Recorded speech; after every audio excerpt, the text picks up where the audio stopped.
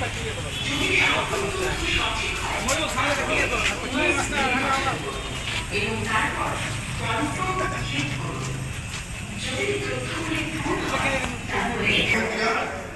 करने के बाद में आपको मुसलमान है, ठीक है, मैं VLA 2 हूँ, बूथ नंबर 1 का मैं VLA 2 हूँ, तो नहीं करा रहा है वहाँ पे, वो किसी और का नाम शुरू करा रहा है, मतलब कि इतना समझे चीज को।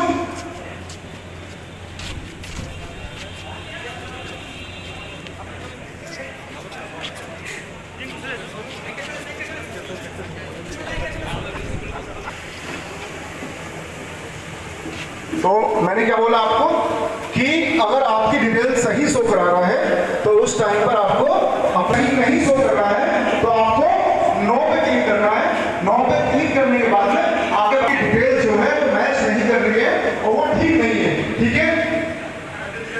यहाँ तो सब क्लियर है। আমাদের মুর্শিদাবাদের প্রিয় সংসদ খলিলুর রহমান সাহেবকে বরণ নিচ্ছে যুব সভাপতি প্রদীপ ব্যানার্জি, মোহাম্মদ আলী সাহেবকে বরণ করে নিচ্ছে